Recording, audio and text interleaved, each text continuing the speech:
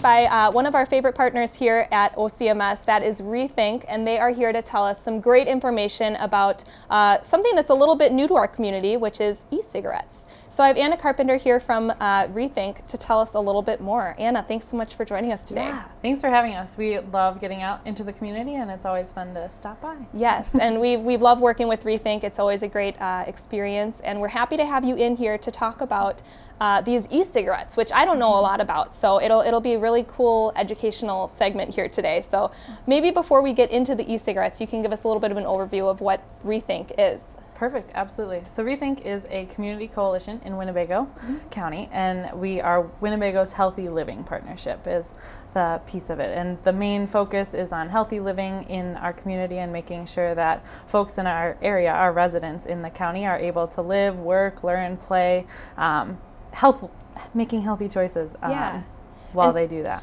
In a variety of ways, Yeah. not just eating, not just exercising, you know, mental health, all kinds of stuff. Yeah, so we have many different focuses. You hit on a bunch of them. Drug and substance abuse prevention, including tobacco, which e-cigarettes fall into, as well as healthy living through physical activity and nutrition. And then mental health is a really big piece right now, too.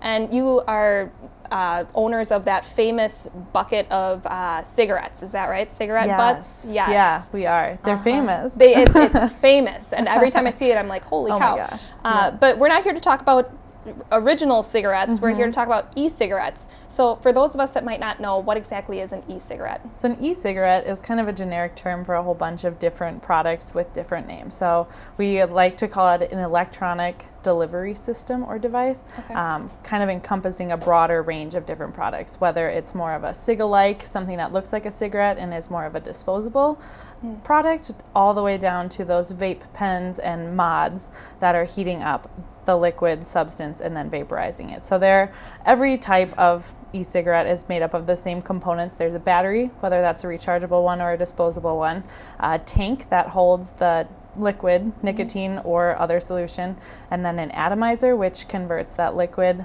with the battery to heat it up and make it into that aerosol or that vapor or smoke that comes out of the e-cigarette. It's quite a few components to that little machine. It's technology. Yeah. And so what are these used for in comparison to just a regular cigarette? Why do people like the appeal to this? So there are a lot of different reasons, and I think everyone has a different idea to it. Young people, I think it's something that's new and kind of trendy and something that's fun to do, wanting to blow smoke rings and knowing that tobacco is not something they should be using. And so then it's like, oh, well, there's this new thing called e-cigarettes and they can't be that bad. And so we're running into a lot of issue with that, of people not knowing that there is harm that comes along with using them, and then potential long-term damage as well. So I think that just the novelty of the product itself is something that's a really big interest for folks. Yes, and we have a statistic about usage of e-cigarettes in Wisconsin. It is a couple years old, but it's still good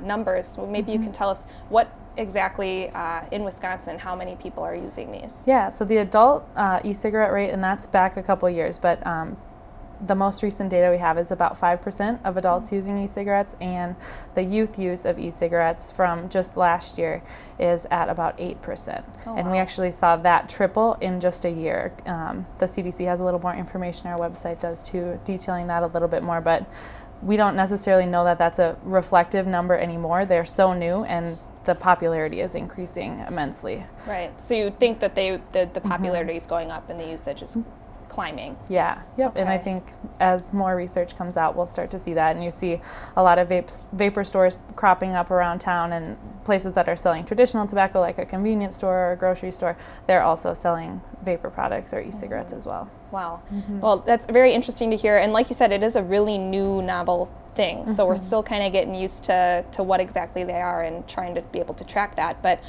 you've been working to educate the public on dispelling some of the myths that might be associated with the e-cigarettes. So maybe you can tell us some of the common misconceptions that people have. I know a lot of people, at least I did when I first heard about them, they claim that they're just water vapor going in and out, but that might not be the case. Yeah, so that is the number one misconception that people have, is that these products are just water vapor and it's not that bad. It's actually made up of a lot of different products, water being one of them, but also a nicotine solution mixed in with that, propylene glycol, vegetable glycerin, and then any type of added in flavors. So it's not just water vapor, and when we're heating these different components up to a really high temperature, they change. And there have been research studies that show that there have been heavy metals in it and some pretty scary chemicals that can destroy tissues in the lung and not allow them to function the way that they should. Yeah, not good. And I know a study just came out a couple days ago too that there's cancer risks and things like that associated with it. But yeah, the flavors are a big deal. Yeah.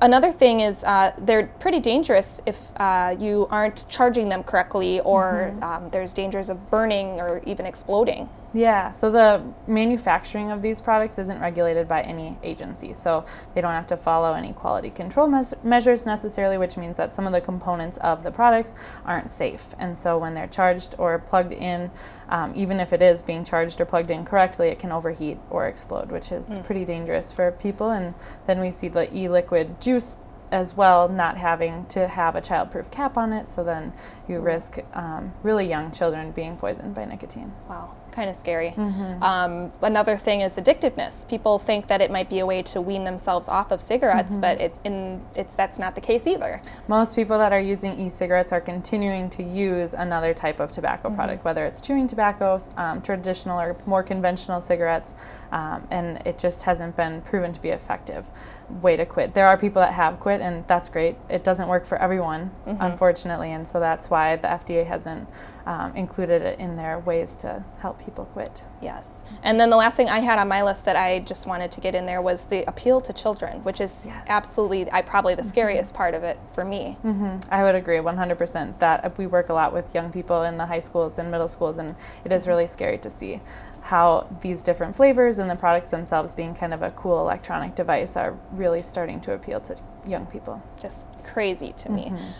So where can we find more information on e-cigarettes and reTH and different educational tools that we can use? Our main way to find out more information is our Facebook and Twitter pages, and they're both under reTH Winnebago. The Twitter is just reTH Winnebago. We didn't have quite enough character spaces for that O at the end. Sure. And then we also have a website, rethinkwinnebago.org, and there's a lot of great information on the resources tab. Yes, also resources for businesses who might be curious about regulations and things like that as well. Yeah, we're more than willing to go in and talk with folks that are interested in maybe finding out if passing a policy in their local business or other area is a good idea. Wonderful. Well, a lot of great information, really eye-opening, and we thank you a lot, Anna, for coming in and telling us about that. We'll be sure to look for more information on reTH's website. Thanks for having me. Thanks for coming in.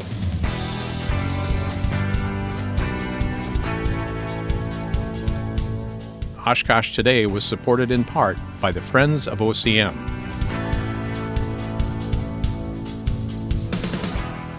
And Aurora Healthcare, 855 Northwest Haven Drive.